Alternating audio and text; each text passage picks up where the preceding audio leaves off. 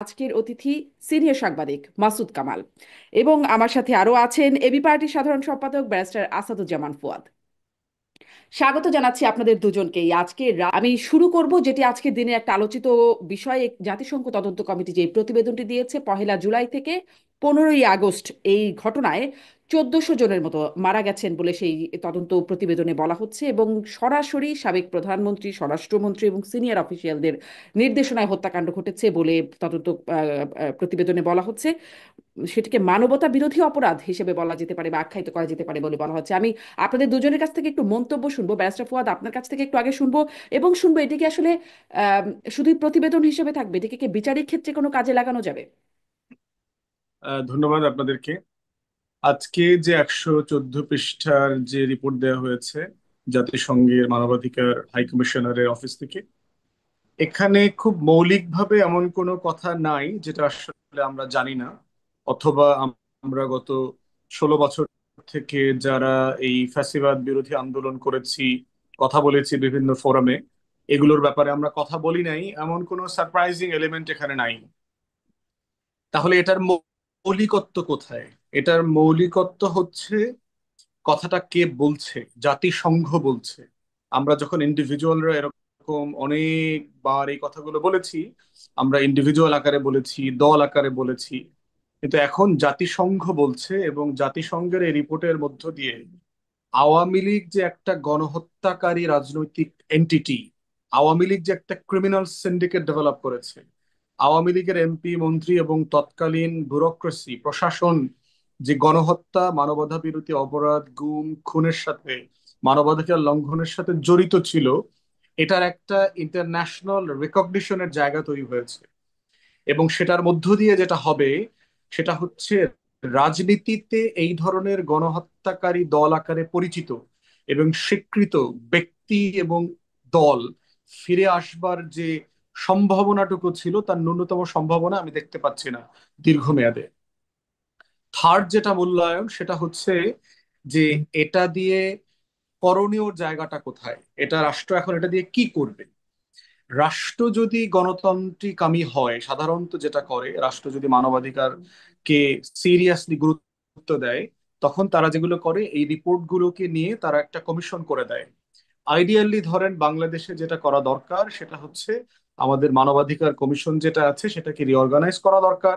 এইটাকে দিয়ে এই রিপোর্টের অ্যাকশন প্ল্যান তৈরি করা দরকার। অবজারভেশন, মূল্যায়ন, দেখলাম প্রায় 50-এর মতো রিকমেন্ডেশন দিয়েছে আপনার, এবং এই 50-এর মতো রিকমেন্ডেশনটা কে রাষ্ট্র কিভাবে এনফোর্স করবে, এই কমিশনের একটা ডেডিকেটেড রেসপন্সিবিলিটি এটা হওয়া দরকার, আর রোডম্যাপ তৈরি করতে হবে।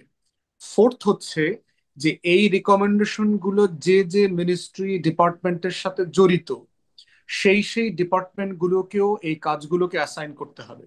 যেমন ধরেন এখানে রিকমেন্ডেশনে বলা হয়েছে যে র্যাবকে বিলুপ্ত করে দেওয়ার জন্য, এনটিএমসি বিলুপ্ত করে দেওয়ার জন্য। আমরাও বলেছি, আমরা বহুবার বলেছি।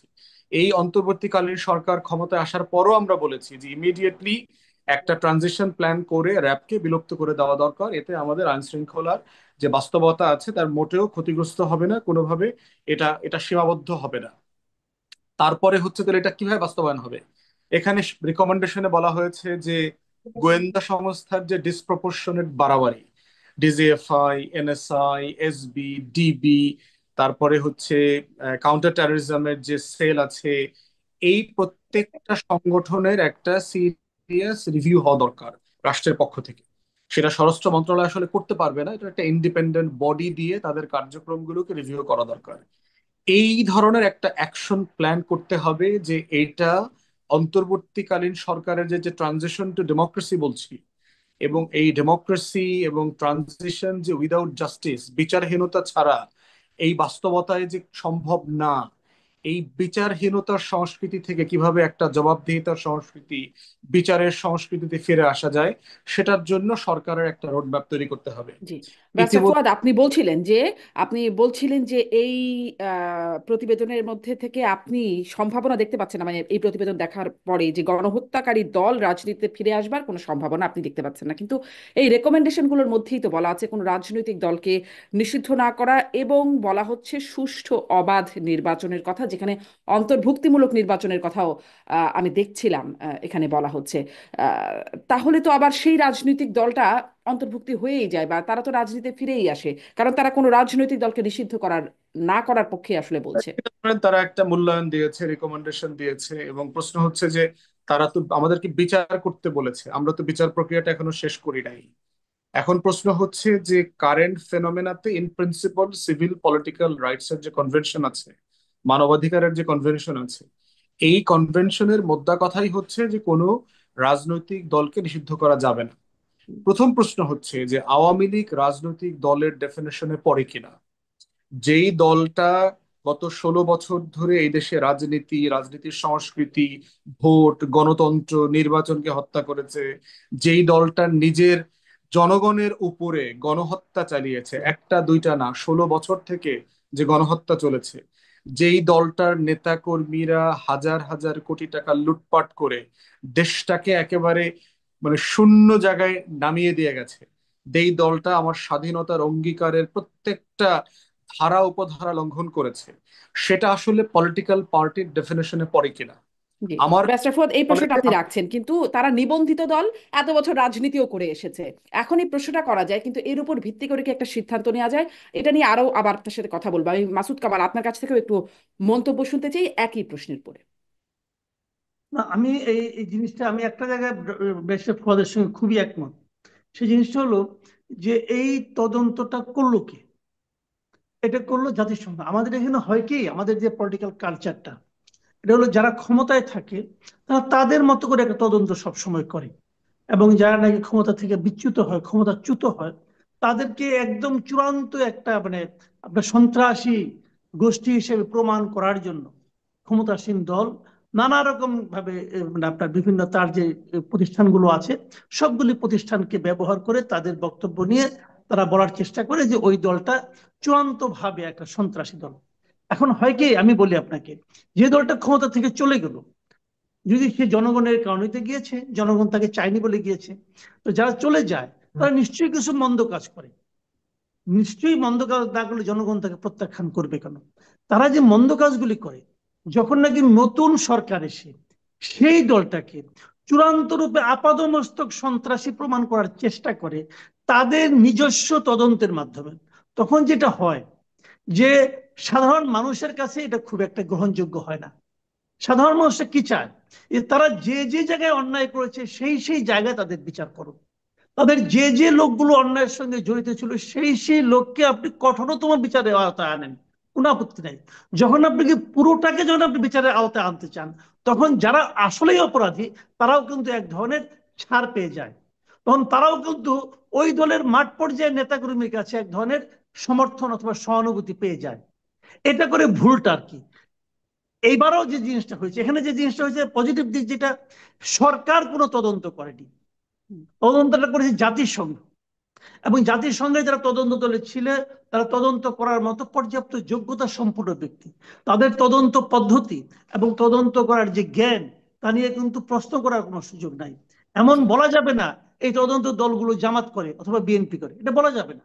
হুম। তারা যা দেখেছে, যা পেয়েছে, তার উপর নির্ভর করে বলেছে। এখানে এবং একটা প্রশ্ন একটু যোগ করি, যে তারা অভিযোগ করছিল প্রথমে একটা ডেডলাইন দিয়েছে, সেটা মিস করেছে, সরকার পূর্ণাঙ্গ তথ্য দেয় নাই, আবারও একটা ডেডলাইন দিয়েছে, তখনও পূর্ণাঙ্গ তথ্য দেয় নাই, এবং তারাও যেই সময়ে আসলে প্রতিবেদনটা দেবে বলছিল সেই সময় তারা অতিক্রম করেছে, তারাও মিট করতে পারে না এই প্রতিবেদন দেওয়ার সময়টা।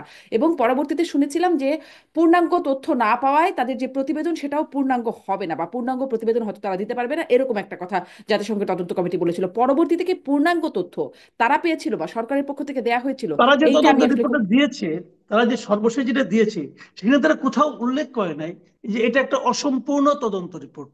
তারা তো উল্লেখ করেনি। যেহেতু করেনি, যে আগের সেই বিতর্কগুলোকে আমি এখন আর গুরুত্ব দিব না। তারা যদি বলতো যে আমরা পাইনি, যেমন আমি একটা এক্সাম্পল দিয়ে বলি, তারা কতিপয় কর্মকর্তার সঙ্গে কথা বলেছে, সরকারি কর্মকর্তার সঙ্গে কথা বলেছে।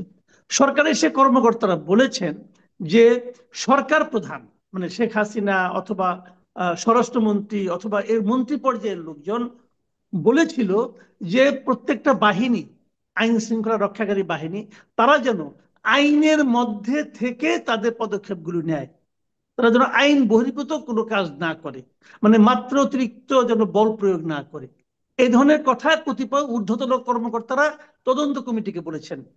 বাট তদন্ত কমিটি তদন্ত করতে গিয়ে দেখেছে যে এই কথাটা সত্য না। এই কথাটা সত্য না মানে কি? তাহলে ওই যে যারা তথ্য দিয়েছে তাদের তথ্যগুলি ভুল। এটা কিন্তু তদন্ত কমিটি তার এই রিপোর্টে প্রকাশ করে দিয়েছে। তার মানে পুলিশ যে গুলিটা করেছে, এই অর্ডারটা আসলে একদম মন্ত্রী পর্যায়ে থেকে এসেছে। তারাই বলেছে গুলি করতে, কাজেই তারা গুলি করেছে। এটা হলো একটা জিনিস। তো এখন প্রশ্ন হলো, অনেকগুলি প্রশ্ন এখানে আসবে। আমি যে জায়গাটাতে নাকি মানে ফৌজ ভাই যে কথাটা বললেন, যে উনি প্রথমে যে পলিটিক্যাল পার্টিকে নিষিদ্ধ করার যে কথাটা বললেন, এই জায়গাটাতে কিন্তু আমার কাছে মনে হয় যে আমরা কিন্তু যদি ওভাবে যদি দেখি তাহলে কি হবে জানেন? তাহলে সেটা তো আলটিমেটলি আপনি পারবেন না রে ভাই, আমার অভিজ্ঞতা বলে পারবেন না। কারণ আওয়ামী লীগের মতো এত বড় একটা দল এবং এত ক্ষমতাধর, যারা নাকি 15 বছর ক্ষমতার সমস্ত জায়গায় তার নিয়ন্ত্রণ ছিল, সমস্ত শক্তি প্রয়োগ করে কিন্তু সে জামাতের মতো একটা ছোট দলকে নিষিদ্ধ করতে পারে নাই ভাই, একদমই পারে নাই।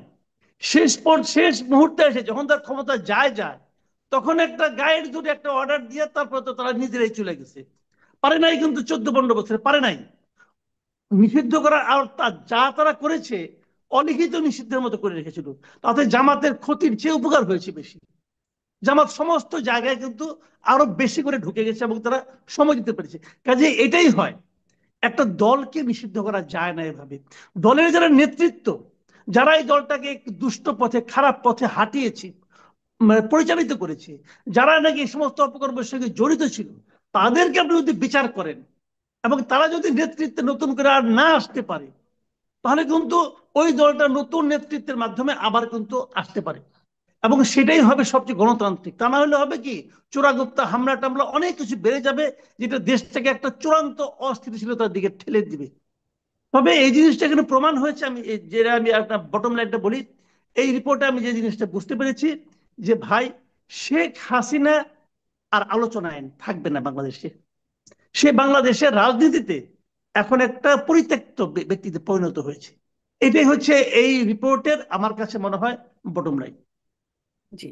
আম, আমি ব্যারিস্টার ফুয়াদ আপনার কাছ থেকে দুটা প্রশ্ন করি। একটা হচ্ছে সেই নিষিদ্ধ করার বিষয়টা, এটা একটু শুনবো, কিন্তু তার আগে এই যে প্রতিবেদন জাতিসংঘ দিল একটা, যেহেতু আপনারা বলছিলেন জাতিসংঘ দিয়েছে বলে এটা একটা গুরুত্ব আছে এবং আন্তর্জাতিক গুরুত্ব আছে, সেক্ষেত্রে এটি কি একটা ভারত থেকে শেখ হাসিনাকে বিচারের জন্য ফিরিয়ে আনার ক্ষেত্রে একটি একটি চাপ প্রয়োগের জায়গা তৈরি করবে কিনা এই রিপোর্টটা, এটি একটু শুনে তারপর আমি একটু নিষিদ্ধ করার ব্যাপারটি বা দল হিসেবে আওয়ামী লীগ সেই বিষয়টি আবার একটু আসবো। আমার কাছে মনে হয় না যে জাতিসংঘের রিপোর্টের কারণেই ভারত এই ধরনের প্রেশার ফিল করবে অথবা ভারত তার পলিসি চেঞ্জ করবে। এতটুকু মানে প্র্যাগম্যাটিক ফরেন পলিসি কালচার দিল্লিতে ডেভেলপ করে নাই এখনো। এটা তারা এখনো আপনার কৌটিল্যের জমানাতে বাস করছে। আমি বোধ করছি যে এটা আমাদের ডোমেস্টিক পলিটিক্সে এবং পার্টিকুলারলি যে ওয়েস্টার্ন ওয়ার্ল্ডের সাথে আমাদের ডেমোক্রেসি, আমাদের বিজনেস, আমাদের ট্রেড, এগুলোর সাথে যে কানেকশনস, এই কানেকশনটার জায়গাতে একটা বড় রিলেশনশিপের ফেজ আউট হচ্ছে। যে নতুন বাংলাদেশের সম্পর্কের ভিত্তিগুলো কার সাথে কিরকম হবে, এবং 24-এর গণহত্যা এবং জাতিসংঘের এই রিপোর্টের প্রতিবেদনের উপরে ভিত্তি করে অনেক ধরনের সম্পর্কের বিন্যাস তৈরি হবে। যেমন ধরেন নিষিদ্ধের ব্যাপারে যে প্রসঙ্গটা মাসুদ ভাই টেনেছেন, দেখেন আমি আউটরাইট নিষিদ্ধের কথা বলি নাই। আমি বলেছি যে মানে এটা একটা তর্ক হওয়া দরকার। আমি মূলত যেটা করেছি, গণতদন্ত কমিশন প্রস্তাব করেছি এই বিষয়ে, আপনার সাথেও করেছি এর আগে। তো আমরা যেটা দেখতে চাচ্ছি সেটা হচ্ছে যে এই ধরনের একটা এন্টিটির সাথে ইন্টারন্যাশনাল কমিউনিটি ফিউচারে এঙ্গেজ হবে কিনা, সেটা কিন্তু একটা বড় জায়গা তৈরি হয়েছে। এবং যদি ভারত সরকার রিপিটেডলি এই রিপোর্টের পরেও বিচার প্রক্রিয়াতে সাহায্য না করে, হাসিনাকে তারা সেখানে রেখে দেয় অথবা আওয়ামী লীগকে পুনর্বাসনের চেষ্টা তারা করে, এটার মধ্য দিয়ে যেটা হবে, ইন্টারন্যাশনাল কমিউনিটির কাছে এই বার্তাটা খুব পরিষ্কার হয়ে যাবে যে আসলে ভারত গণতন্ত্রের পক্ষে শক্তি না, আসলে ভারত একটা ফ্যাসিবাদকে সাহায্য সহযোগিতা করেছে। তো সেই জায়গাতে আপনার একটা আর্গুমেন্টস এর জায়গা তৈরি হবে।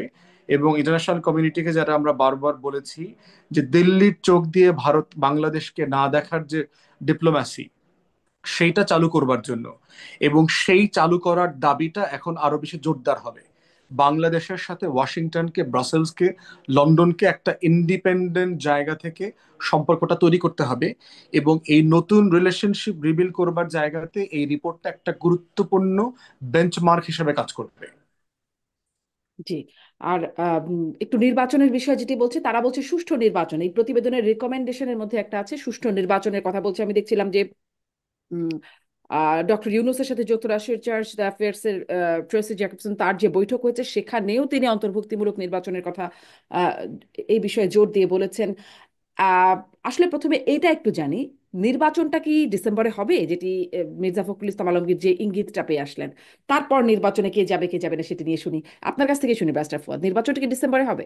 নির্বাচনের ব্যাপারে তো আসলে অন্তর্বর্তীকালীন সরকার, প্রফেসর ইউনূস পার্টিকুলারলি আপনার যে বক্তব্য শুরু থেকে দিয়েছেন, নিউ ইয়র্ক টাইমসের ইন্টারভিউ থেকে শুরু করে প্রিটি কনসিস্টেন্ট ওইখানে তারা আছেন আসলে, যে এই বছরের ডিসেম্বর থেকে আগামী বছরের মিডল অফ দ্য ইয়ার এরকম একটা জায়গাতে। তো সেখানে নির্বাচন না হওয়া অথবা নির্বাচন সুষ্ঠু না হওয়ার মতো, সন্দেহ করবার মতো আমি এখন পর্যন্ত কোনো উপাদান উপকরণ দেখতে পাচ্ছি না।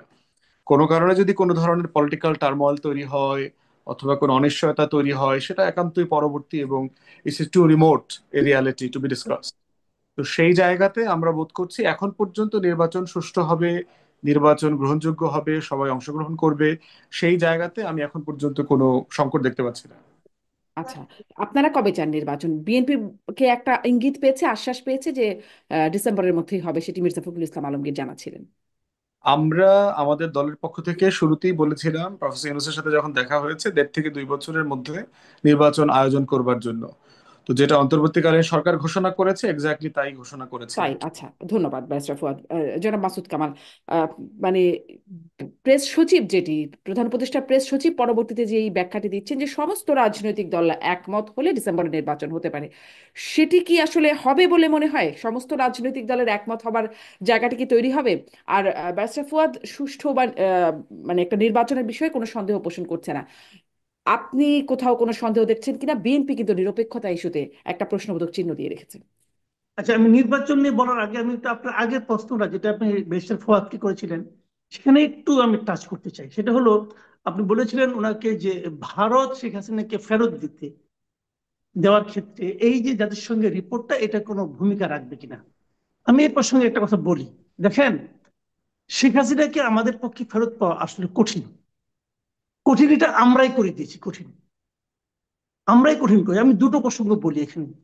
প্রথম প্রসঙ্গ হলো, আমরা শেখ হাসিনার বিচার করতে চাই, তো তাকে আপনি যেতে দিলেন কেন? প্রথম প্রশ্ন, তাকে যেতে দিলেন কেন? আপনি বলতেছিলেন যে যেতে না দিলে যেভাবে মানুষ আসছিল তাকে হয়তো মেরেই ফেলতো। তাকে মারলে আপনার সমস্যাটা কি? জনগণ যদি তাকে মেরে ফেলতো সে আপনার সমস্যাটা কি?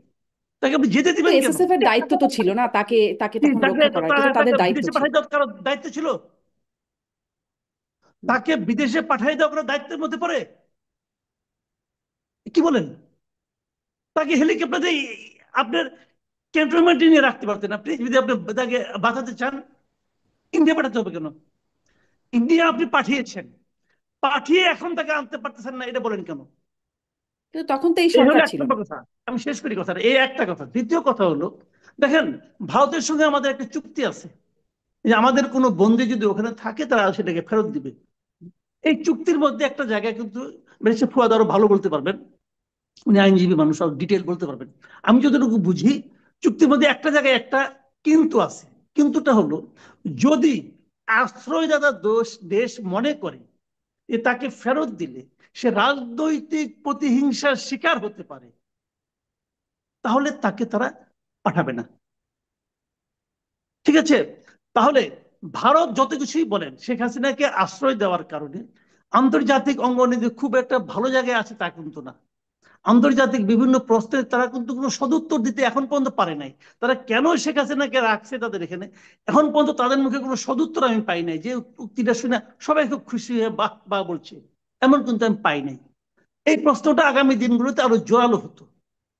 আমরা বলতে পারতাম যে ওনার বিরুদ্ধে আদালতে রায় আছে, উনি আসছেন না কেন, আসতে হবে, দিতে হবে, বলতে পারতাম। সেই জায়গায় দেখেন, একটা ঘটনা আমাদের এখানে ঘটিয়েছে।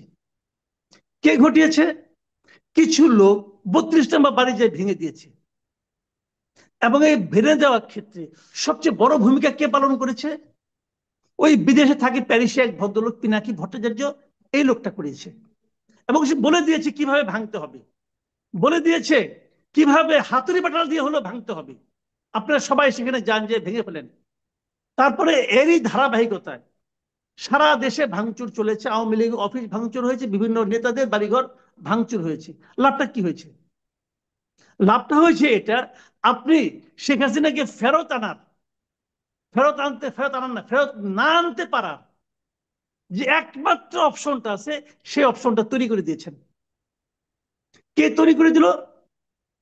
পিনাকি ভট্টাচার্য তৈরি করে দিল। এবং এটা তৈরি করে দিয়ে পিনাকি ভট্টাচার্য কার সুবিধা করলো? ভারতের সুবিধা করলো। এই লোক সারাদিন ভারত ভারত এমটি ভারত এমটি ভারত কথাবার্তা বলে। আসলে সে, আমি বলি, ভারতের একটা এজেন্ট। সে আমাদের এখানে সবসময় একটা আওলা লাগাইয়া আমাদের দেশটাকে অস্থিতিশীল করার জন্য সবসময় সে নানা রকম ফন্দি ফিকির করে এবং উত্তেজনকর বক্তব্য ছাড়ে। আচ্ছা, এবং এখানে আমার আরেকটা টোটালি প্রশ্ন, যে জিনিসটা, ভারতের এজেন্ট যদি হয় মাসুদ কামাল, হুম, মানে তাহলে গণ অভ্যুত্থানে তো তারও গুরুত্বপূর্ণ অবদান, আপনিও স্বীকার করেছেন যে তাদের আমি গণ স্বীকার করেছি। অভ্যুত্থান ঘটানোর পেছনে, জি, এটা নিয়ে আমরা হ্যাঁ, আগেও কথা বলেছি, গুরুত্বপূর্ণ হ্যাঁ, অবদান। মানে তাহলে যদি ভারতের এজেন্ট হবেন, তাহলে গণ অভ্যুত্থান কেন? ভারতের স্বার্থ তো আওয়ামী লীগ সরকার থাকলে সেটি আরো বেশি টিকবে, এটা আপনাদেরও বিশ্লেষণ। হ্যাঁ। আহ তাহলে আসলে উদ্দেশ্য কি? তখনকার উদ্দেশ্য কি আর এখনকার উদ্দেশ্য কি? এখন শুনেন, একটা জিনিস হলো কি, ডিপ এজেন্ট বলতে একটা কথা আছে। তারা প্রথমত কিছু কাজ করে তাদের আস্থায় যায়, মানুষকে আস্থায় নিয়ে নেয়। তখন যদি এই কাজ, তখন কি সারা দেশে, শুনেন, শেখ হাসিনার পতনটা অনিবার্য ছিল। হুম। এটা অগাস্টে হোক, মার্চে হোক, ডিসেম্বরে হোক, যে কোনো অনিবার্য ছিল। কারণ তার পাপের ঘোড়া ভরতে ভরতে ভরতে ভরতে এমন এক জায়গায় ছিল, এটা উপচে পড়তই। ওই সময় এই পুরো জনগোষ্ঠীকে আস্থায় নেওয়ার জন্য ওনারা এটা করেছেন। করার পর এখন ওনারা আসল কাজটা করছেন। শুনেন, বাংলাদেশের অস্থিতিশীলতা, এটা কার জন্য ভালো? বাংলাদেশে এমন কোন আইন শৃঙ্খলা আছে?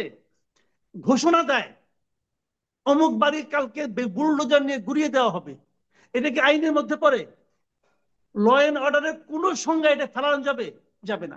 সিটি কর্পোরেশন বুলডোজার সাপ্লাই করে, ভেঙে দেওয়া হয়, পরের দিন আবার চিফ অ্যাডভাইজার বলে এটা সহ্য করা হবে না। বলে না কি, এটা চিফ অ্যাডভাইজার সহ্য করা হবে না। তো সহ্য করা হবে, সহ্য করলেন কেন আপনি? আপনি তো সহ্য করলেন। আপনি রেসপন্স আগের দিন দিলেন না কেন? যখন তারা ঘোষণা দিল, ওই মুহূর্তে যে ঘোষণা দিল তাকে আপনি ধরলেন না কেন? ওই মুহূর্তে ঘোষণা তো পিনাকি ভট্টাচার্য দিছে। পিনাকি ভট্টাচার্যের সঙ্গে এই সরকারের গুরুত্বপূর্ণ ব্যক্তিদের টেলিফোন আলাপ হয় না? পিনাকি যেভাবে চলে দেশ, আমি তো মাঝে মাঝে সন্দেহ করি দেশ কে চালাচ্ছে। ওই বিদেশে অবস্থান তো ওই লোক চালাচ্ছে না, আমাদের গভর্নমেন্ট একটা আছে। আমি এই সন্দেহ করি সে যেভাবে যেভাবে চাচ্ছে এই সবকে সেভাবে সেভাবে তাকে সুযোগ করে দিচ্ছে। যখন সে বললো পিরিয়ড আর দরকার নেই, থামো এখন, তখন সরকার উগ্র হয়ে গেল, শক্ত হয়ে গেল, না আর করা যাবে না। আগে তো বললো না, আগে বললো না কেন? তো এই পুরা জিনিসটা এরা বুঝে হোক না বুঝে হোক, ওই ভদ্রলোকের ওই যে একটা অশ্রাব্য কথাবার্তা বলে, ল্যাঙ্গুয়েজটা আল্লাহ আল্লাহর রহমতে এমন ল্যাঙ্গুয়েজ শুনলে পরে অজু নষ্ট হয়ে যায়। সে ওইভাবে বলে, বলার মাধ্যমে কিছু কিছু মানুষ হয় তাদেরকে উত্তেজিত করে, অনেক হুজুরা তারা পীর মনে করে, এবং এই ঘটনা ঘটছে। এবং সেটা পুরো জিনিসটা আলটিমেটলি কার অ্যাকাউন্টে যাচ্ছে? আমাদের দেশ অস্থিতিশীল হলে কার লাভ রে ভাই? কার লাভ? ইন্ডিয়ার লাভ। এবং তার প্রত্যেকটা কর্মকাণ্ডের এন্ড রেজাল্ট যাচ্ছে ইন্ডিয়ার পক্ষে। আমি দেখি এখন, আমার ভুল হতে পারে, আমি বলছি না আমি খুব ভালো বুঝছি, আমার ভুল হতে পারে, কিন্তু আমি এইভাবে ব্যাখ্যা করছি। এই ব্যাখ্যার একটা কাউন্টার ব্যাখ্যা দেন না আপনি। কেন আপনি এই বাড়ি ভাঙার মধ্যে কি অর্জন করলেন বলেন? আপনি আপনি কি অর্জন করলেন? মাঝখান থেকে এই জিনিসটা অর্জন করলেন। এখন ওরা বলবে যে এই মহিলাকে ফেরত দিলে তো সে রাজনৈতিক প্রতিহিংসার শিকার হবে, সে দেশে নাই, তারপরে তার বাড়ি ভেঙে ফেলা হয়, কত বড় পলিটিক্যাল সে ভিকটিম হয়ে গেছে এখানে, এটা বলবে এখন ইন্ডিয়া। দেখেন তো লাভটা আমার কি হলো? আমার তো দরকার শেখ হাসিনাকে। আপনি এই বাড়ি ভাঙবেন, সরকার যে কোনো সময় ভাঙতে পারতো। এই বাড়ি থেকে আগামীকালকে এসে নিয়ে কেউ উঠতে পারতো? সরকার যে কোনো সময় ভাঙতে পারতো। তো এখন কেন, যখন তাকে নিয়ে আসার আমার প্রয়োজন, তখন কেন এই সুযোগটা কে করে দিল? এটা একটা ভয়ঙ্কর, আমরা বলি তো, আমি দেশ একটা ভয়ঙ্কর ষড়যন্ত্রের মধ্যে আছে। এবং এটা মানে কি বলবো আর, এটা কেন এই ষড়যন্ত্রে সবাই মাথা গোলাচ্ছে আমি জানি না। জি, আমি আমাদের এইখান থেকে দেশকে, আপনি, হ্যাঁ, বলেন শেষ করুন। বলেন। আচ্ছা, আমি এই না বক্তব্যটাই আমি একটু, আপনি বলছিলেন যে আপনার ব্যাখ্যা এটির, আমি একটু ব্যারিস্টার ফোয়াদ আপনার কাছ থেকে জানতে চাই আপনি এই ব্যাখ্যার সাথে একমত কিনা, আপনার কোনো কাউন্টার ব্যাখ্যা আছে কিনা। সরকার আসলেই কেন কোনো পদক্ষেপ নিল না, আগে থেকে হুমকি দেয়া হলো এবং আমরা আসলেই দেখলাম ফ্রান্স থেকে হুমকিটা আসলো, তারপরে এবং তারপরেও কখনো পর্যন্ত, কখনো এখনো পর্যন্ত সেই নামও বলা হয় নাই সরকারের পক্ষ থেকে। আহ, কেন? দেখেন, আজকের জাতিসংঘের প্রতিবেদনটাই তো ইটস এ বেঞ্চমার্ক ডকুমেন্টেশন হাসিনার 16 বছরে বাংলাদেশে কি হয়ে গেছে। এই ধরনের একটা বাস্তবতায় যখন একটা গণ অভ্যুত্থান হয়, গণ অভ্যুত্থানের বিজয়ী শক্তিরা সারা পৃথিবীতে কি করেছে, সেই ঘটনাগুলোকে যদি আপনারা তুলনা করেন তাহলে দেখবেন বাংলাদেশে ইনফ্যাক্ট কিছুই হয়নি। এই 32 নম্বর তো 5ই আগস্টই ভেঙে দেওয়ার কথা ছিল, ভাঙে নাই তো লোকজন। প্রশ্ন হচ্ছে যে ভাঙে নাই যেহেতু আখে তুলে এখন আবার ভাঙতে গেলেন কেন, এইটা প্রশ্ন করা যেতে পারে। তবে হুম। 5 তারিখে আগস্টের যদি এটা ভেঙে দেওয়া হতো, এটা খুবই ন্যায্য একটা কাজ ছিল, যে এটা তখনই ঘুরায় দেওয়া দরকার ছিল। সারা পৃথিবীতে এটা হয়েছে। এখন প্রশ্ন হচ্ছে যে এই তর্কগুলো আসলে কারা করছে, এই তর্কের যৌক্তিকতাটা কোথায়? 16 বছরের আমল নামার পরে আপনি দেখেন তো হিটলারের কোনো জায়গা চিহ্ন আছে কিনা সারা ইউরোপে। 16 সালে আমি দেখলাম অস্ট্রিয়াতে হিটলার যেখানে জন্মেছিলেন সেই জায়গাটা নাৎসি, মানে যারা সিম্প্যাথাইজার আছে, যাদের তার প্রতি হিটলারের প্রতি দুর্বলতা আছে, তেমন মানুষদের একটা তীর্থস্থানে পরিণত হয়েছে। ওখানে মানুষজন যায়, একটু তাকে স্মরণ করে, ওখানে পাঠচক্র করে, মেইন ক্যাম্প পড়ে, হিটলারের লেখা আমি হিটলার বলছি সেই বইটা তারা পড়ে। তারা নতুন করে ভাবে যে আবার একটা সেকেন্ড রাইখ, থার্ড রাইখ হইতে পারতো কিনা, তাহলে how great we could have been, এরকম আলোচনা ওখানে হচ্ছিল। তো ওখানে অস্ট্রিয়ান গভর্নমেন্ট গিয়ে সিম্পলি বুলডোজ করে ওটা ঘুরায় দিয়ে আসছে। তো এখন 2016 সালে ইউরোপে তো কেউ সুশীল আলোচনা করে নাই যে হিটলার আত্মহত্যা করছে 45 সালে, নাই কেউ। তো শুধু শুধু কেন এখন আবার এই পুরাতন আমলের একটা বাড়ি, একটা স্থাপনা ভেঙে দেওয়া হচ্ছে? প্রশ্ন হচ্ছে একটা রাষ্ট্রকে রাজনীতির প্রশ্নে, গণতন্ত্র, মানবাধিকারের প্রশ্নে পজিশন নিতে হয়। এই পজিশনটা নেয়ার পরে এর বাইরের সকল পজিশনকে আপনি ওই রাষ্ট্রে আর স্পেস দিতে পারেন না। তো রাষ্ট্র গণ অভ্যুত্থান হয়ে যাওয়ার পরে গণ অভ্যুত্থানকেও ধারণ করবে, আবার গণ অভ্যুত্থানের পতিত স্বৈরাচার ফ্যাসিবাদকেও ধারণ করবে। এটা তো প্যারালালি হইতে পারে না। বিজয় শক্তির চরিত্র এটা হইতে পারে না। এটা সিম্পলি কাউন্টার তাহলে কি প্রোডাক্টিভ। আসলে আইন কানুনের আর বালাই থাকার দরকার নাই, এটা মানে গণ অভ্যুত্থান যেভাবে হয়েছে সেভাবেই চলতে থাকবে? এটা আলোচনাটা আইন কানুনের বিষয় না। না, আপনাকে যেমন গণ অভ্যুত্থান যেমন আইন মেনে হয় না, গণ অভ্যুত্থান যেমন সব আইন মেনে হয় না, তেমনি এখনো আসলে আইনের মধ্যে আমরা আসবো না, সেই গণ অভ্যুত্থান যেভাবে হয়েছে সেভাবে করেই চলতে থাকবে। না, সেটা তো সেভাবে চলছে না তো। প্রশ্ন হচ্ছে এই যে যে 32 নম্বর গুড়িয়ে দেওয়া হলো, এটা কি আইনের এই লঙ্ঘন না? হুমকি দিয়ে, হুঁশিয়ারি দিয়ে 32 নম্বরের গণহত্যা পর একে একে গুড়িয়ে দেওয়া হতে থাকলো। গণহত্যার 6 মাস পরে শেখ হাসিনা কেন বক্তব্য দিতে আসছে? তার সে কি ক্ষমা চাইতে আসছিল? তাহলে এই ছাত্র জনতাকে তো আসলে পিনাকি ইনসাইট করে নাই। আমি রেসপেক্টফুলি হুম। মাসুদ ভাইয়ের সাথে দ্বিমত করছি এখানে, যে এই ইনসাইটমেন্টটা তো আসলে হাসিনা করেছে। হুম। সেই গণহত্যার জন্য ক্ষমা না চেয়ে ছাত্রলীগ আওয়ামী লীগের পেজ থেকে লাইভ বক্তব্য দিয়ে সে তো আসলে একটা ইনসাইটমেন্ট করেছে, সে ভায়োলেন্সকে ইনভাইট করেছে। এবং আমাদের সারা দুনিয়ার আইনে incitement to violence is a criminal offence. Hmm. যে এই তো সেই ধরনের ঘটনা অফেন্সের জন্য ঘটা, বিচারও আছে। বিচার আপনি তো হাসিনাকে কিভাবে কিভাবে পাচ্ছেন? তার বিচারের জায়গা তো চলে যাচ্ছে এখানে। প্রশ্ন হচ্ছে গণ অভ্যুত্থান পরিবর্তনে এই বাস্তবতাটা তো মাথায় রাখতে হবে যে আমরা এখন কি ধরনের বাংলাদেশে আছি। অতএব এইখানে যে একটা জনগোষ্ঠী খেপে গিয়ে এই কাজটা করেছে, এর পুরো দায় হচ্ছে আওয়ামী লীগের দায়। আওয়ামী লীগের ব্যাংকগুলো তো দখল করে নাই, দখল করছে আপনার। আর আওয়ামী লীগ তো 40-এর প্লাস ব্যাংকের মালিক। ওই আওয়ামী লীগের নেতাকর্মীদের ব্যাংক তো দখল করে নাই। আওয়ামী লীগের কয়টা নেতা গ্রেফতার হয়েছে জেলায় উপজেলায়? কয়টা হলো নেতা না কেন? হলো না কেন? না, এটাই দেশের মানুষের নেচারটা এরকম। তারা বোধ করেছে গণঅভ্যুত্থান হয়ে গেছে, হাসিনা চলে গেছে, তারা যার যার কাজে ফিরে গেছে। তাহলে গত 6 মাসে এই মব তো এটা করে নাই। তাহলে এইটার জন্য তো আপনি এই এই জনগোষ্ঠীকে যারা সেদিন ডিজে পার্টি করে নাচতে নাচতে বুলডোজার দিয়ে বিল্ডিং ভাঙছে, তারা তো গত 6 মাসে এটা ভাঙে নাই। তাহলে কেন মানে এটা ট্রিগার করলো কোথায়, ট্রিগার পয়েন্টটা কোথায়?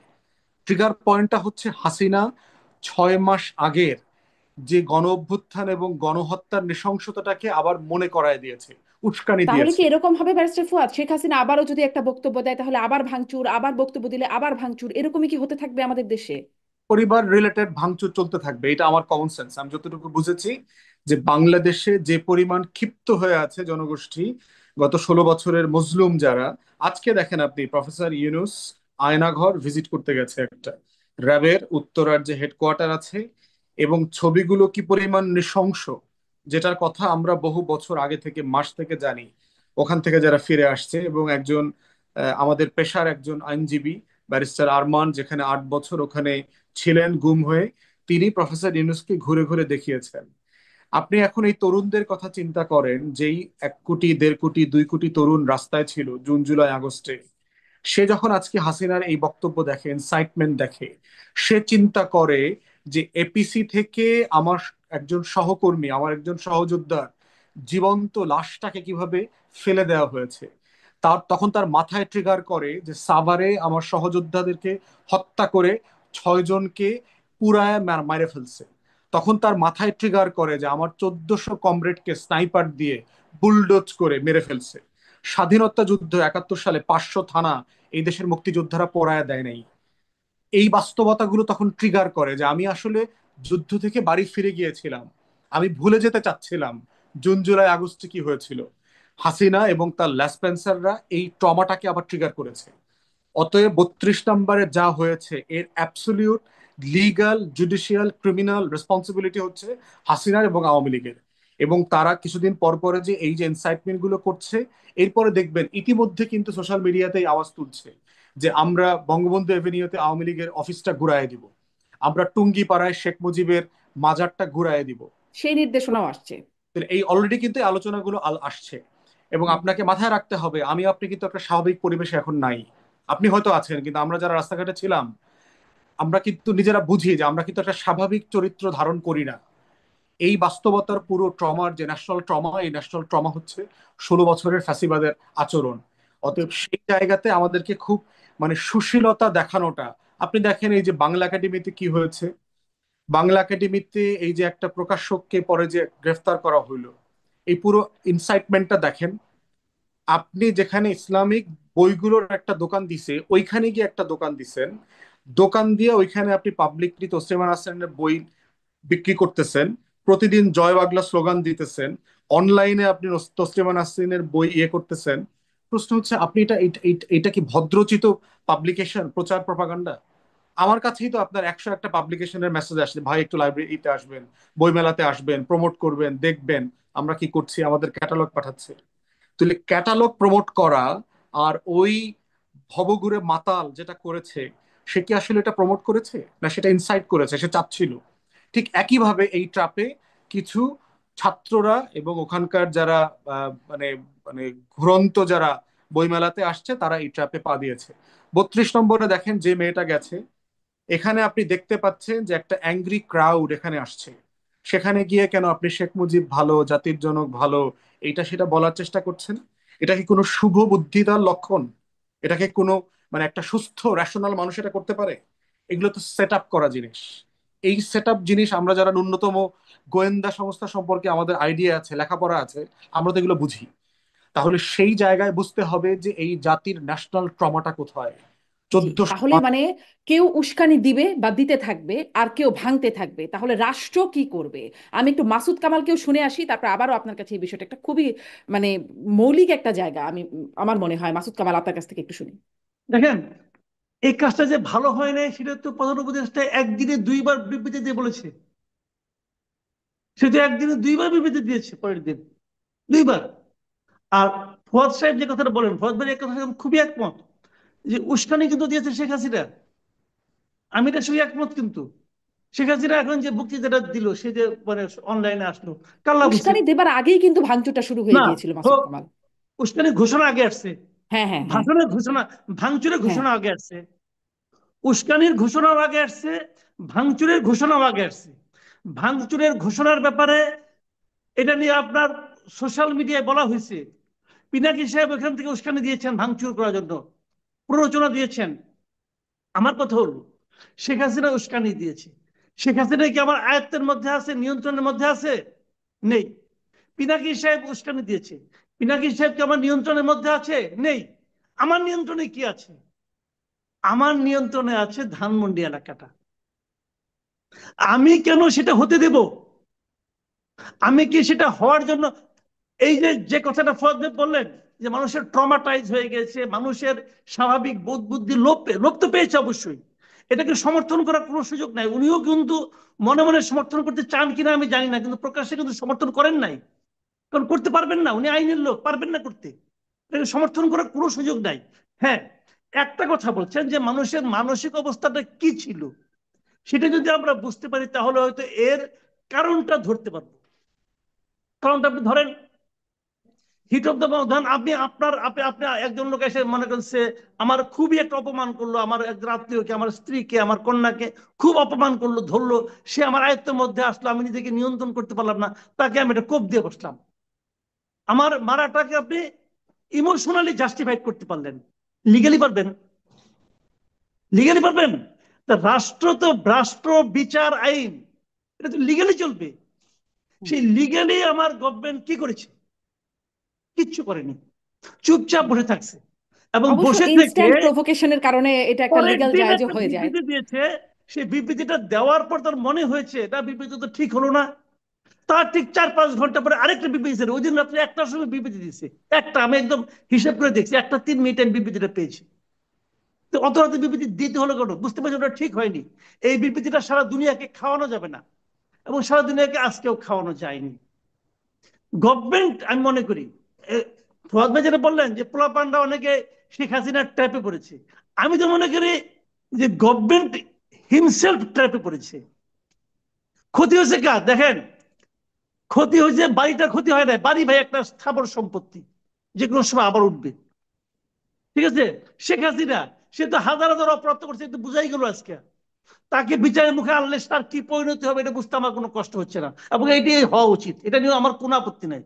ক্ষতি হয়েছে ডক্টর ইউনূসের, ক্ষতি হয়েছে ডক্টর ইউনূসের ইমেজের, ক্ষতি হয়েছে ওনার গভর্নমেন্টের যে ইমেজ ইন্টারন্যাশনাল ছিল সেটা। কার লাভ? এটা হলে কার লাভ? আমার লাভ না, আমার লস। ব্যারিস্টার ফুয়াদের লস। লাভ কার? লাভ ইন্ডিয়ার। আর লাভ কার? ইন্ডিয়ার যারা চর আছে তাদের, যারা এজেন্ট আছে, ডিপ এজেন্ট, তাদের। জি, আমি একই প্রশ্ন ব্যারিস্টার ফুয়াদ, রাষ্ট্রের ভূমিকা কি? একবার উস্কানি দেবে একজন, আর একদিকে তার প্রভোক্ট হয়ে এরকম ভায়োলেন্স হবে, তাহলে রাষ্ট্র কি করবে? খালি বিবৃতি দেবে? একটা বিষয় দেখেন যে অন্তর্বর্তীকালীন সরকারের রাষ্ট্র পরিচালনার আন্তরিকতার জায়গা একটা, আর দ্বিতীয়ত হচ্ছে সক্ষমতার জায়গা। সক্ষমতা, একটা রাষ্ট্রের দুইটা মৌলিক সক্ষমতা লাগে গভর্ন করতে, গভর্নেন্সের জন্য। একটা হচ্ছে যে আপনার ট্রেজারিতে সাফিসিয়েন্ট ফান্ড লাগে, আপনি যখন কোনো কাজ করতে চাইবেন, কোনো সার্ভিস প্রোভাইড করতে চাইবেন, ডেভেলপমেন্ট করতে চাইবেন। আর দ্বিতীয়ত তার আর্মস লাগে, দেবী দুর্গার মতো তার 10টা হাত লাগে। ওই সিভিল ব্যুরোক্রেসি লাগে, মিলিটারি ব্যুরোক্রেসি লাগে, আপনার পুলিশ লাগে, গোয়েন্দা সংস্থা লাগে। এখন এই কথাটা এর আগে আপনার এখানে আমি একাধিকবার বলেছি যে 16 বছরে এই রাষ্ট্র কাঠামোটা তো ভেঙে গেছে। এই রাষ্ট্রের আপনি একটা ফ্যাকেট দেখতে পাচ্ছেন, দ্য ফ্যাসাদ অফ স্টেট দেখতে পাচ্ছেন, মরীচিকার মতো দেখতে পাচ্ছেন। এই রাষ্ট্রের প্রত্যেকটা অর্গান ভেঙে গেছে, ইটস ব্রোকেন স্টেট। এখন প্রশ্ন হচ্ছে যে ওই দিনকার 32-এর সামনে কিন্তু মিলিটারি ডিপ্লয় করা ছিল, কিন্তু but the crowd was so overwhelmed যে ওভারওয়েলমিং ক্রাউডের সামনে আপনি মিলিটারি এখন কি করবে? সে কি শুট করবে? গত জুন জুলাই আগস্টের অভিজ্ঞতার পরে কি সে শুট করার দুঃসাহস করবে? অবশ্যই করবে না। ল এনফোর্সমেন্ট এজেন্সির লিমিটেশন নিয়ে তো আমরা ইতিমধ্যে কথা বলেছি, যে আপনার সিম্পলি সরকার তাহলে সিচুয়েশন। এই এই লিমিটেশন সম্পন্ন ল এনফোর্সমেন্ট এজেন্সিকে শান্তিরক্ষী যে মিশনে যায় তারাই বা কোন আস্থায় নেবে, যে তারা তো আসলে পারছে না এই মব কন্ট্রোল করতে? ওইটার যোগ্যতার ক্রাইটেরিয়া ডিফারেন্ট। ওইখানে যে যে ফাংশন করতে হবে, জব ডেসক্রিপশন, ওটার ক্রাইটেরিয়া, আর বাংলাদেশের এই ভঙ্গুর রাষ্ট্র কাঠামোর ভিতরে যেই যে বাস্তবতাকে ফাংশন করতে হয়, এই বাস্তবতাটা একরকম না। যেমন ধরেন আমার একজন পুলিশ যখন মিশনে যায় পুলিশিং করতে, তখন তার লোকাল চেয়ারম্যানকে, মেম্বারকে, লোকাল বিএনপির নেতাকে, আওয়ামী লীগের নেতাকে, কারে ধরলে কে খুশি হবে, জিডি নিব কিনা, ঘুষ কার কাছ থেকে কত পাবো, এই টোটাল প্রোটোকলে যেতে হয় না। অতএব ওই ওই মিশনের প্রোটোকল, রেসপন্সিবিলিটি, ক্যাপাসিটি এগুলো ডিফারেন্ট আলোচনা। আমার রাষ্ট্রের কমপ্লেক্সিটি অনেক ডিফারেন্ট, সোসাইটাল কমপ্লেক্সিটি আছে। তো সেই জায়গাতে অন্তর্বর্তীকালীন সরকারের ল এনফোর্সমেন্ট এজেন্সি হ্যান্ডেল করা, এটা লিমিটেশনটা খুব মারাত্মক। এবার প্রশ্ন হচ্ছে যে আমরা তো লিমিটেশনের আলোচনা গত 6 মাস থেকে করছি, এটা ডেভেলপ কবে হবে, কিভাবে হবে? সেই আলোচনাটা হচ্ছে আমাদের এখনকার চলমান তর্কের অংশ, যে গভর্নেন্সের ব্যাপারটাতে সরকার কোন কোন জায়গায় ফেইল করছে, দুর্বলতা দেখাচ্ছে। আমরা গতকালকেও প্রেস কনফারেন্স করে আপনার এই বিষয়গুলো নিয়ে কথা বলেছি, যে আপনি যে অপারেশন ডেভিল হান্ট নামাইলেন 6 মাস পরে, এটা তো আমরা 6 মাস আগে বলেছিলাম। আগস্টে যখন আমরা কেয়ারটেকারের অ্যাডভাইজারের সাথে, চিফ অ্যাডভাইজারের সাথে দেখা করি, তখন বলেছি যে আপনি একটা ক্লিনিং অপারেশন করেন, আমাদের এখানে যে মানে একটা মিসরুল চলছে, একটা ক্যাওয়াস চলছে, এটাকে ডিসিপ্লিনে আনেন। কিন্তু তখন তো আপনার এটা অপারেশন করবার মতো ফোর্সও ছিল না। Total arm forces, law enforcement agency was just in a chaos, in a disarray kind of situation. তো সেই জায়গাতে আমাদের এখানে এই ডিলেমার সংকটটা এখন রয়ে গেছে, যে আমার এটা করা দরকার কিন্তু আবার করার সক্ষমতায় ঘাটতি আছে। কিন্তু আন্তরিকতায় অথবা প্রত্যাশার জায়গাতে আমার কাছে মনে হয়েছে যে প্রফেসর ইউনূসের আন্তরিকতা আমি কম দেখতে পাচ্ছি না। ওই যে মাসুদ ভাই বলেছেন, দেখেন এটা তো আন্তরিকতার অংশ দিচ্ছি। সে যখন বোধ করেছে ফার্স্ট স্টেটমেন্টটা সাফিসিয়েন্টলি ইস্যুটাকে হ্যান্ডেল করে নাই, সে গভীর রাতে হইলেও একটা সেকেন্ড স্টেটমেন্ট ইস্যু করেছে। এটা এই কারণেই করেছে কারণ সে ফিল করেছে is due to the image of the country, সেটাকে সে করবার চেষ্টা করেছে। জি। এখন যেটি মাসুদ কামাল বলছিলেন যে ভারত এটি দেখাবে যে প্রতিহিংসার শিকার হবেন এখানে শেখ হাসিনা, এই জন্য তাকে ফিরিয়ে দেওয়া যাবে না, এটি একটা। তেমনি জাতিসংঘ যে তদন্ত কমিশন তারা যে প্রতিবেদনটা দিল, তারাও কিন্তু বলছে যে তারা এভিডেন্স গুলো দেবে যদি সুষ্ঠু বিচার হচ্ছে এখানে সেটি নিশ্চিত হওয়া যায় সেই বিষয়ে। মানে আমাদের এখানে যে এই প্রক্রিয়াগুলো সুষ্ঠু হচ্ছে, সেই আস্থার জায়গাও তো আমরা আনতে পারছি না। এরকম যদি চলতে থাকে তাহলে কি আমরা সেই আস্থার জায়গাটায় আনতে পারবো? প্রশ্ন হচ্ছে যে ভারতের প্রোপাগান্ডা আসলে ওয়েস্টার্ন কান্ট্রিগুলোতে খুব বেশি কাজ করছে বলে মনে হচ্ছে না। এটা এটা ফেল করেছে। এই ডিসইনফরমেশন এবং মিসইনফরমেশন ইন্ডিয়ান ক্যাম্পেইন যেটা চলেছে, এটার মধ্য দিয়ে ভারতের একটাই মাত্র লাভ হয়েছে। ভারত এই ডিসইনফরমেশন আর মিসইনফরমেশন ক্যাম্পেইনে ওয়ার্ল্ড চ্যাম্পিয়ন হয়েছে এই বছর।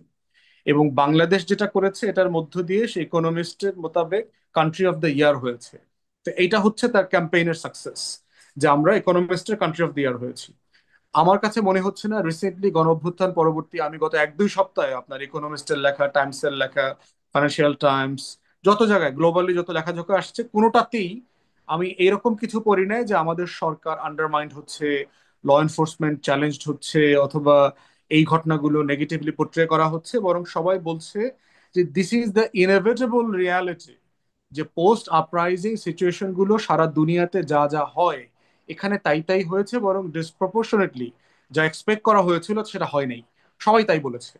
তো গ্লোবাল ইমেজ মোতাবেক আমি খুব মানে খারাপ নেগেটিভ ইমেজ তৈরি হচ্ছে এমনটা আমি বোধ করছি না। কারণ প্রফেসর ইউনুসের কারণে টোটাল ওয়েস্টার্ন ওয়ার্ল্ড অবগত যে আসলে কি হচ্ছে। হুম। এবং আজকে আপনারা দেখেছেন যে না, প্রফেসর কিন্তু ইউনুস, আমরা দেখছিলাম যে হিউম্যান রাইটস ওয়াচই তো বলছে যে ক্ষোভটা ন্যায্য, কিন্তু আইন শৃঙ্খলার যে পরিস্থিতি সেটা অন্যায্য, বা নৈরাজ্য যেটা সৃষ্টি করা হচ্ছে সেটা অন্যায্য। মানে বক্তব্যগুলো তো আসলে এভাবে আসছে। না ঠিক আছে, কিন্তু ইমেজ নষ্ট করছে তা না। ওই স্টেটমেন্টে, একই স্টেটমেন্টে আপনি দেখতে পাচ্ছেন দেয়ার ইজ জাস্টিফিকেশন কেন হ্যাঁ। হচ্ছে। এই এই স্টেটমেন্টের সাথে যদি আওয়ামী লীগ থাকা অবস্থায় হিউম্যান রাইটস এর স্টেটমেন্ট পড়েন, ওখানে আপনি কোনো জাস্টিফিকেশনের প্যারা পেতেন না। ওখানে আপনি শুধু পেতেন এখানে গুম হচ্ছে, খুন হচ্ছে, মানবাধিকার লঙ্ঘন হচ্ছে, স্নাইপার শুট করছে, টাকা পাচার হচ্ছে, এগুলো হচ্ছে। কিন্তু এই এইচআরডব্লিউ স্টেটমেন্টে পরিষ্কার করে বলে দেওয়া হয়েছে যে এখানে একটা পতিত স্বৈরাচারের বাস্তবতা, রিয়েলিটি বিরাজ করেছে।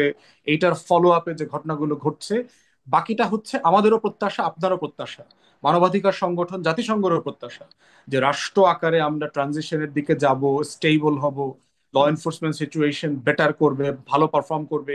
এটা আমাদের সবার প্রত্যাশা। এখানে কোনো কম্প্রোমাইজিং ইফস অ্যান্ড বাটস নাই। বোঝার বিষয় হচ্ছে আসলে পারছি কিনা, কোথায় পারছি না, সেই জায়গাটা।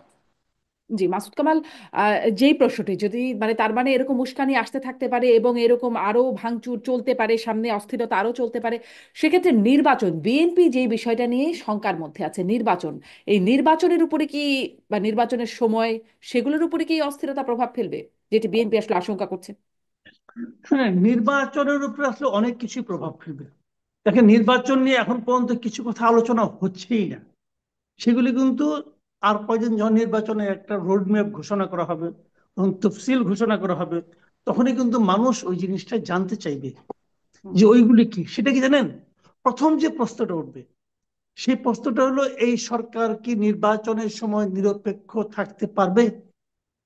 যে ইঙ্গিতটা মির্জা ফখরুল ইসলাম আলমগীর কিন্তু আরো প্রায় কয়েকদিন আগেই দিয়েছিলেন। একটা সাক্ষাৎকারে উনি বলেছিলেন যে যদি তারা নিরপেক্ষতা রক্ষা করতে না পারে, তাহলে নতুন সরকারের প্রয়োজন হবে নির্বাচনের জন্য।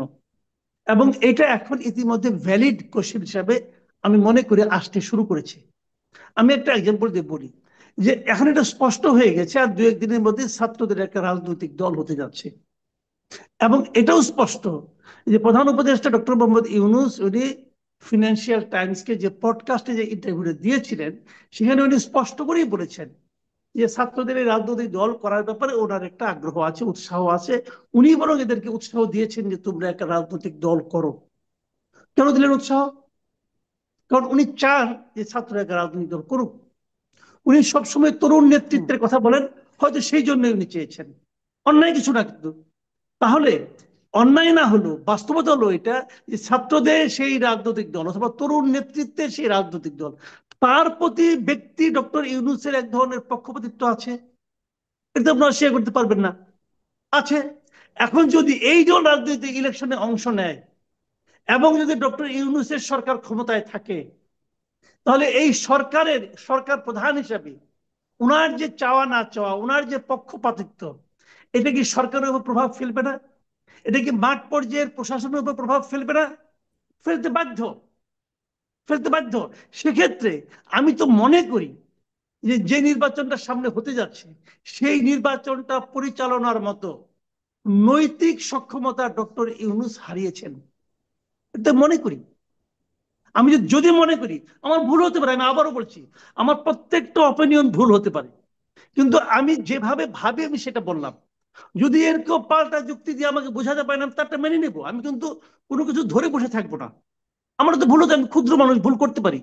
আমি এইটাই, এই কথাটা আমি গত কয়েকদিন ধরেই বলছি যে আগামী নির্বাচনটা পরিচালনার মতো যে নিরপেক্ষতা প্রয়োজন, সেই নিরপেক্ষতার জায়গাটাতে ডক্টর ইউনূস আর নেই।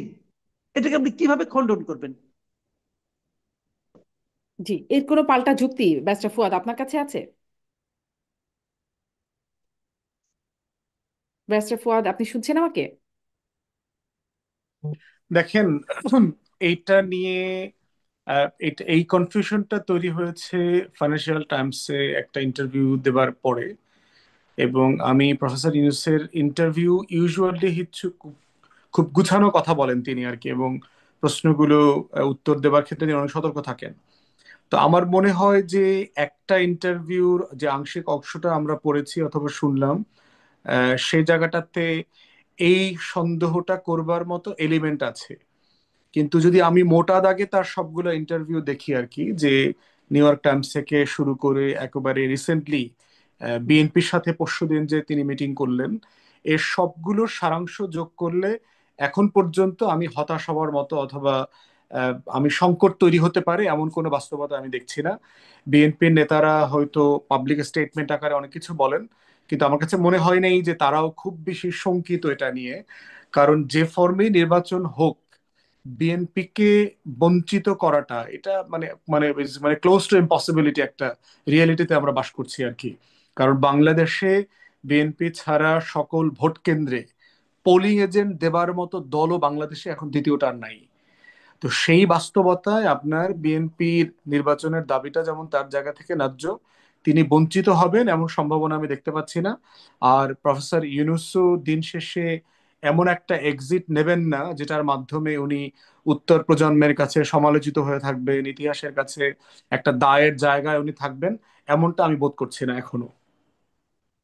আমি আমার দর্শকদের কিছু মন্তব্য বরাবরের মতোই পড়তে চাই। শোভন ইসলাম লিখছেন, মাসুদ কামাল সাহেবের কাছে প্রশ্ন, ওনারা সাংবাদিকেরা কম হোক বেশি হোক বিগত সরকারের আমলে প্রকৃত তথ্য জনগণের কাছে প্রকাশ করেননি। সরকারের চাপেই হোক আর যাই হোক, ওনাদের কি পট পরিবর্তনের পরে কোনো সংগঠন থেকে জনগণের কাছে প্রকাশ্যে নিজেদের সীমাবদ্ধতা স্বীকার করে ক্ষমা প্রার্থনা করা উচিত ছিল কিনা?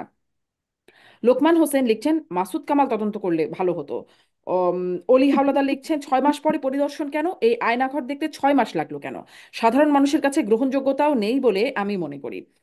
আম, আহ, পা- পরীক্ষিত মজুমদার তিনি লিখছেন, একটা আগাম প্রেডিকশন দিয়ে রাখছি এই লাইভে, বাংলাদেশের প্রাইভেট ইউনিভার্সিটিগুলো চেক অ্যান্ড ব্যালেন্স এর মধ্যে পড়ে গেছে, উইদিন 2 ইয়ার্স বেশিরভাগই বন্ধ হবে, সাথে হাজার হাজার অ্যারেস্ট হবে।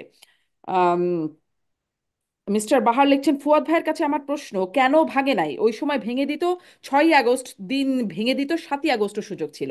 আসলে 32 নম্বর ভাঙার কথা তিনি বলছেন। আহ, এইরকম আরো অনেক মন্তব্যই আসছে। মৌসুর রহমান তিনি লিখছেন, পুলিশ বিচার কি হবে, আর জেলখানা ভেঙে অনেক বড় দাগি আসামিগুলো যে পালিয়ে গেল, এগুলোর কি হবে? এই হচ্ছে আমার দর্শকদের কিছু কিছু মন্তব্য পড়ে শোনালাম। আপনাদের যদি এখানে মন্তব্য থাকে, এবং এই যে মানে বিচারের বিষয়ে আর একটা বিষয় একটু আমি সাথে করে এনে দিই, দর্শকদের মন্তব্যের সাথে আপনাদের দুজনের মন্তব্য নিব। আহ আইন উপদেষ্টা এবং স্বরাষ্ট্র উপদেষ্টা দুজনের বক্তব্যেই আসছেন যে জামিন দেবার ক্ষেত্রে এখন হুটহাট জামিন না দেবার জন্য বলছেন। এবং আহ, প্রশ্নটি এখানে যে সরকার দায়িত্ব নেবার পর ঢালাও জামিন হয়েছে, সন্ত্রাসীরা বেরিয়ে গেছে, তারপর সেই সন্ত্রাসীদের হাতে অনেক রকম অপকর্ম হয়েছে বলে আমরা দেখেছি, এখনো সে হুটহাট জামিনের কথা মাথায় আসছে। প্রথমের দিকে এরকম জামিন কেন হলো? ব্যারিস্টার ফুয়াদ, এ বিষয়ে কিছু বলবেন? প্রথম দিকগুলোর কথা একটু মনে করেন যে আমরা হাসিনা পালায়া যাওয়ার পর পরে দেখলাম যে নরসিংদী কারাগার ভেঙে আপনার যারা কয়েদিরা ছিল সব বের হয়ে চলে আসছে। বগুড়াতে একই ধরনের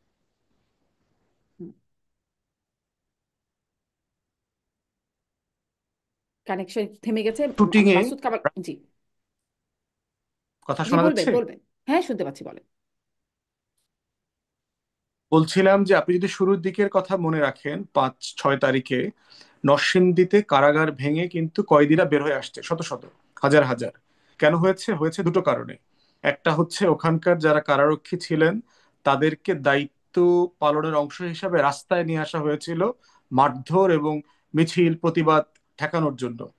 আর দ্বিতীয় যেটা হয়েছে, 5 তারিখের পরে অনেকেই পলাতক ছিলেন রোষানলের ভয়ে যে এই পোশাক পরে আমরা কিভাবে কি করব।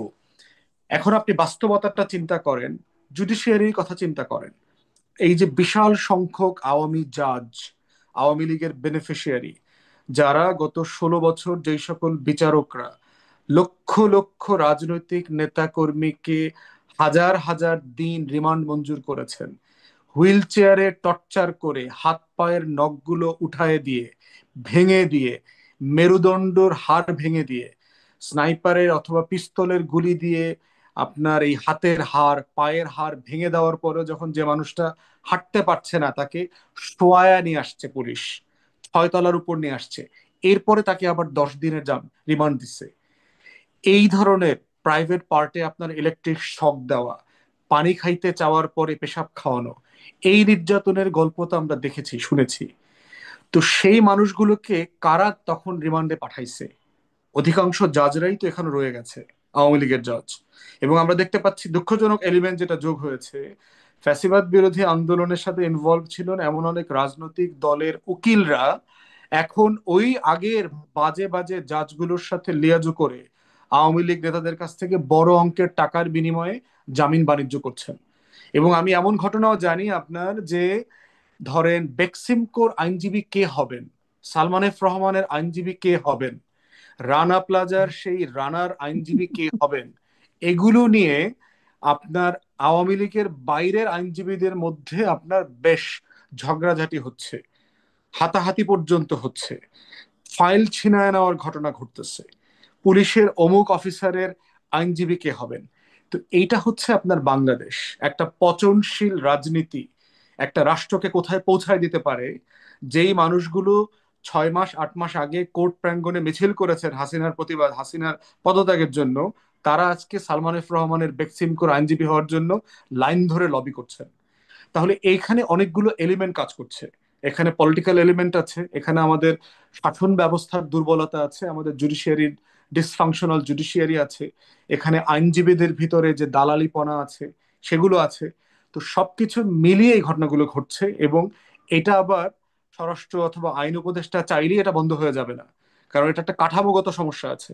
আপনি যদি ধরেন একজন আইনজীবীর কাছে কেউ একটা আওয়ামী লীগের নেতা ট্যাক্স ফাঁকি দিয়ে আসে, যেটা বেইলেবল অফেন্স, তিনি কি জামিনের জন্য তাকে রিপ্রেজেন্ট করতে পারবেন না? লিগালি তো পারেন। তো লিগালি যদি কেউ জামিন পাওয়ার যোগ্য হয় তবে সে জামিন পাবে না কেন? তাহলে কেন আওয়ামী লীগের নেতারা জামিন পাচ্ছে, শত শত হাজার হাজার নেতাকর্মীরা বের হয়ে আসছে? কারণ পুলিশ আগস্ট জুলাইতে যে মামলাগুলো দিয়েছে খুবই মানে ফাউল মামলা দিয়েছে, খুনের মামলা দিয়েছে।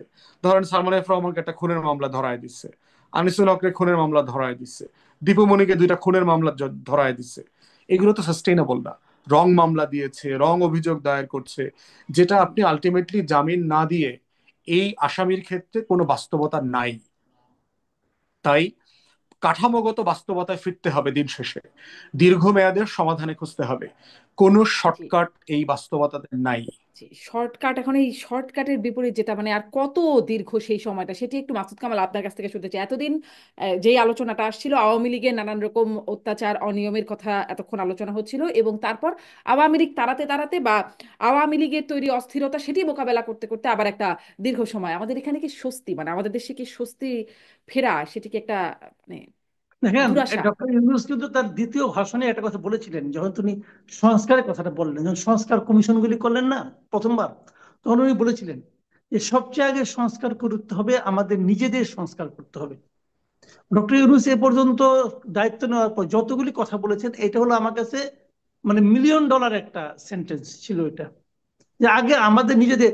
ব্যারিস্টার ফুয়াদ যে কাহিনীটা বললেন, উনি নিজেও একজন আইনজীবী, কিন্তু উনি এই কথাটা আরেকদিন আমার সঙ্গে আলাপ করছিলেন ব্যক্তিগত পর্যায়ে, যে এটা কিন্তু একটা ভয়ানক ঘটনা, ভয়ানক দৃশ্য। বেশি দূর যাওয়ার দরকার নেই, আপনি সিম্পল একটা কাজ করেন। এই সরকার 10টা ব্যবসায়ী প্রতিষ্ঠানকে চিহ্নিত করেছে যারা নাকি সবচেয়ে বেশি অর্থ লোপাট করেছে, অর্থ বিদেশে রপ্তানি পাচার করেছে, 10টা কিন্তু কোম্পানি। এই 10টা কোম্পানির বিরুদ্ধে অনেকগুলো মামলা আছে, দুদকের মামলা আছে, অমুক আছে। খালি দেখেন, আপনি খালি একটা কথা খালি খবর নেন, এই 10টা কোম্পানির যত আইনজীবী আছে, এরা কারা? এরা কারা? একটাও এখানে আওয়ামী লীগের আইনজীবী নাই কিন্তু। আর থাকলেও সে পিছনে। মূল আইনজীবীর সামনে কারা, কোর্টের সামনে দাঁড়ায় কারা? হয় বিএনপি নয় জামাত, ওরা দাঁড়াচ্ছে। তাহলে এরা যদি দাঁড়ায়, এই 10টা ব্যবসায়িক গ্রুপের পক্ষে যদি এরা দাঁড়ায়, তখন আদালত কি হবে? আদালতে যে যে কথাটা ফুয়াদ সাহেব বলেন, আমি দেখেন বাস্তবতাটা খেয়াল করেন। বিচারক কিন্তু আগের বিচারক অনেকে রয়ে গেছে, আওয়ামী লীগের সুবিধাপ্রাপ্ত বিচারক তো অনেকে রয়ে গেছে, তাদেরও তো অনেক রকম সমস্যা আছে। তারা যখন দেখবে তার সামনে একজন বিএনপির আইনজীবী নেতা দাঁড়িয়ে গেছে, অথবা তার চেম্বার দাঁড়িয়ে গেছে, সে কি করবে রে ভাই? সে কি করবে? দোষ তো দিবেন, আপনি বলবেন যে এই বিচারক, এই বল বসুন্ধরা কেন ছাড়া পেয়ে গেল, ওবায়দুল করিম কেন ছাড়া পেয়ে গেল, বলবেন তো সালমান রহমানের বেক্সিমকে কেন ছাড়া পেয়ে গেল, সব তো বলবেন এগুলো আপনারা। কিন্তু কাদের জন্য ছাড়া পেল, অথবা এদেরকে ছাড়া পাইতে কে সহযোগিতা করলো, কেউ কি বলবে? কেউ বলছে? কোথায়? বৈষম্যবিধি ছাত্র আন্দোলন এখন বলে না কেন যে এই প্রতিষ্ঠানগুলো মামলা যারা লড়বে তারা কারা, তাদেরকে আমরা চিনতে, তারা কি বিএনপি করে? যদি বলা হয় যে এইদের পক্ষে দাঁড়ালে পরে তুমি বিএনপি করতে পারবে না, সবাই বিএনপি ত্যাগ করবে কিন্তু মক্কেল ত্যাগ করবে না। এত টাকা বিএনপি ত্যাগ করবে রে ভাই, বললাম তো বিএনপি ত্যাগ করবে, কিন্তু মক্কেল ত্যাগ করবে না। বিএনপির কোন আইনজীবী নেতা নাই যারা নাকি এই 10টা প্রতিষ্ঠানে মামলা করতেছে না? দেখান, হাত দেয়, খুঁজে দেখান। ফুয়াদ সাহেব বলুক, ওদের সব জানি। তো এই যে পেইন গুলো, এই পেইন গুলো কি ডক্টর ইউনূসের সেই কথার সঙ্গে লাগসই না? আগে নিজেকে সংস্কার করেন। তার মানে আপনি তো এদেরকে টিকে রাখতে চাচ্ছেন, আপনি এদের কাছে চাঁদা নিচ্ছেন। বসুন্ধরা চাঁদা কেনা নিচ্ছে বলেন আপনি? এই আমাদের সাংবাদিকদের মধ্যে বিএনপি পন্থী সাংবাদিক কাদের গনি চৌধুরী, উনি যে চাকরি নিছে, জাস্ট চাকরি নিছে ওদেরকে রক্ষা করার জন্য। কি করছে বিএনপি তার ব্যাপারে? সে এখনো বিএনপি লিডার আছে, আছে না? তো এগুলি তো হচ্ছে। তো এগুলি বলে লাভ নাই রে ভাই, এগুলো হলো বাস্তবতা, এগুলো রিয়েলিটি, মানে এগুলো আগে মেনেই একপন্থী আমাদের ছিল, চলতে এখন আর হবে। একপন্থী যাচ্ছে, ঘটনাটা একই রকম ভাবে চলছে। একই একই, যেই লাউ সেই কদু বলে না গ্রামে, গ্রামে যে প্রভাবটা আসছে, এটা কিন্তু যেই লাউ সেই কদু, এটা কিন্তু ইংরেজি কোনো ভার্সন পাবেন না ভাই, এটা বাংলাতেই কেবল প্রযোজ্য। এটা আমাদের দেশের জন্যই প্রযোজ্য, যে যেই লাউ সেই কদু। তো এখন আপনি কি করবেন? এই দেশের মানুষ হাজার হাজার বছর অভিজ্ঞতা থেকে এই শব্দটা বাই করছে, এই জাতির জন্য এটা অ্যাপ্রোপ্রিয়েট শব্দ। বাকিটা কি হবে আল্লাহ জানে। জি। তাহলে মানে খুব পুরো আলোচনা ধরে যদি দর্শক, আমি জানি না কি সামারাইজ করছেন, খুব আশাবাদী হবার মতো কোনো জায়গা দেখলাম না। কিছু দেখাতে পারেন মাসুদ কামাল সামনে আশাবাদী হবার মতো না, কিছু? আশাবাদী একদম হব না আমি তা বলছি না, আশাবাদী হব। এই যে কথাগুলো উচ্চারণ করছি, ধরেন এই যে কথাগুলো উচ্চারণ করছি, এখানে তো আশাবাদী হওয়া যায়। আজকে বৈষম্যবিরোধী ছাত্র আন্দোলনের একটা ঘোষণা দিলেই তো পারে। এই যে ব্যবসায়িক সন্ত্রাসী যারা ছিল, তাদের মামলা যারা করবে, তাদের বিরুদ্ধে আমরা অ্যাকশন নিব। ওরা বলুক, ওরা তো অনেক কিছু করছে, বলুক, বলা তো উচিত। তারা যদি আদালত প্রাঙ্গণে এসে বিচারপতিকে ছুটিতে পাঠাতে পারে, তাহলে এদেরকে ছুটিতে পাঠাতে পারে না? বলুক। নাকি এদেরও কেউ খাইয়ে খেয়ে বসে রয়েছে, কে জানে। এই খবর পাচ্ছি, বসুন্ধরায় কে কে যায় না যায় অনেক খবরই তো পাই, অনেকেই যাচ্ছে। তো যদি সেরকম হয় তাহলে সমস্যা। আর যদি তা না হলে এরা যদি একটা ঘোষণা দেয়, তাহলে অনেক কিছু চেঞ্জ হতে পারে। আইনজীবীরা বলুক, প্রকাশ করে দেখ নামগুলো, অন্য কিছু দরকার নাই। এই যে ফুয়াদ সাহেব আছেন, উনি প্রকাশ করে দেন না কেন? প্রকাশ করে দেন যে বসুন্ধরা মামলা অমুক অমুক আইনজীবী করতেছেন, ইয়ের মামলা, বেক্সিমকো মামলা অমুক অমুক আইনজীবী করতেছেন, ওবায়দুল করিমের মামলা অমুক অমুক করতেছেন, বলে দিতে হয়। বলে দেন, আর কিছু দরকার নেই, আর কিছু করতে হবে না। যাদের কোনো সমালোচনা করা দরকার নাই। সোশ্যালি তাদের ব্যাপারে দেখবেন একটা জনমত গড়ে উঠছে, এটা করতে হবে। আমি নাম সংগ্রহ করতেছি, ওই যে আর কেউ না করে ভাই, আমি করব। জি, জি, ধন্যবাদ মাসুদ কামাল। ব্যারিস্টার ফুয়াদ, আপনারাও কি এই সাথে থাকবেন কিনা? আপনারা কোর্ট বা আদালত অঙ্গনেরই মানুষ। না, প্রথম কথা হচ্ছে যে আপনি যেটা জিজ্ঞেস করেছেন আশাবাদী হওয়ার মতো জায়গা আছে কিনা, ও প্রচুর। আশাবাদী হওয়া মানে কি, ধরেন ঘুম থেকে উঠে এখন কালো কোট পরা পেঙ্গুইনদের জিকির শুনতে হচ্ছে না। এই 16 বছর এই জিকির আজগার শুনতে শুনতে, তসবিহ শুনতে শুনতে তো আমরা ক্লান্ত হয়ে গেছি। এই যে মাসুদ ভাই কিরকম প্রাণপণ মন ভরে সমালোচনা করছেন, এবং ওনার সমালোচকরা ওনাকে আবার আনন্দে ঠেলায় ধাক্কায় আওয়ামী লীগ বানায়, এটাই তো এই সরকারের সবচেয়ে বড় অবদান। এই সরকারের সময় আমরা মন খুলে ঘুমাইতে পারতেছি। এই আপনার সাথে কথাবার্তা বললে তো কারো কেউ ফোন করবে, আমাদেরকে ধমক দিবে, উঠায় নিবে, কোনো ইয়ে নাই। গত 6 মাসে বাসার সামনে কোনো পুলিশের গাড়ি টাড়ি দেখি নাই। গোয়েন্দা সংস্থার লোকজন অফিসে অস্ত্র নিয়ে আসে না, আমাদেরকে কোথাও থামায় না, মিটিং মিছিলে বাধা দিচ্ছে না, জি, প্রতিবাদে সমালোচনায় বাধা দিচ্ছে না। Huge contribution economy wise. দেখেন যে আমরা ইকোনমি কিন্তু কম্পারেটিভলি ভালো করছে, যে অবস্থায় তলানিতে রেখে গেছে সেখান থেকে আমার রেমিটেন্স বাড়ছে, এক্সপোর্ট বাড়ছে, তারপর হচ্ছে এফডিআই এর কমিটমেন্ট বাড়ছে।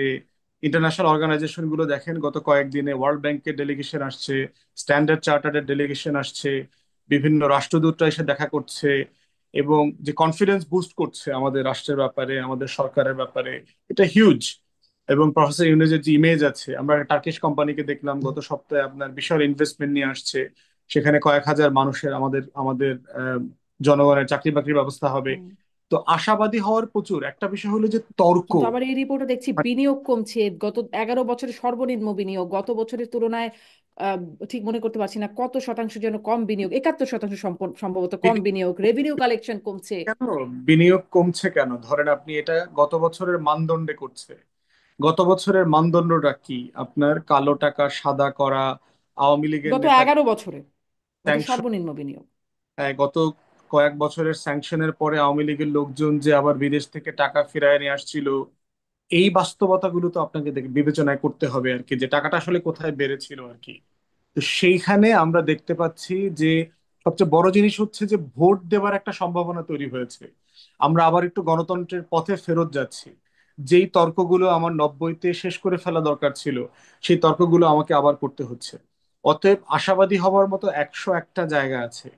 এই জাতিসংঘের রিপোর্ট, এই বিচার, আয়নাঘরের যারা বন্দিশালায় ছিলেন তারা ফিরে আসছেন, তাদের মায়ের ডাকের যে হাজার হাজার গুমের ভিকটিমরা, তারা হুম। আবার কথা বলছেন, সচল হচ্ছেন, বিচার চাইতে পারছেন। এরকম অসংখ্য টাইনি টাইনি আলোচনা এবং আশাবাদীর জায়গা আমরা দেখতে পাচ্ছি। নতুন যে আপনার রাজনীতি এবং গণতন্ত্রের স্বপ্ন তৈরি হয়েছে। মাঝে মধ্যে আমাকে লোকজন জিজ্ঞেস করে যে হাসিনার আমলের অবদান কি। হাসিনার আমলের সবচেয়ে বড় অবদান হচ্ছে দেশের 6 কোটি তরুণকে 3 সপ্তাহে রাজনৈতিক কর্মী বানায় দিয়ে গেছে। আগামী বাংলাদেশ নিয়ে তারা ভাবছে। আপনি এখন তরুণদেরকে দেখবেন, আপনি যে কোনো টং দোকানে যান, টিএসসি তে যান, ওরা শুধু গান গায় না, ওরা শুধু ফেসবুকিং করছে না, ওরা শুধু কনসার্ট শুনছে না, শুধু খেলা দেখছে না, ওরা দেশ নিয়ে ভাবতেছে, সংবিধান নিয়ে ভাবতেছে, রাষ্ট্র নিয়ে ভাবতেছে।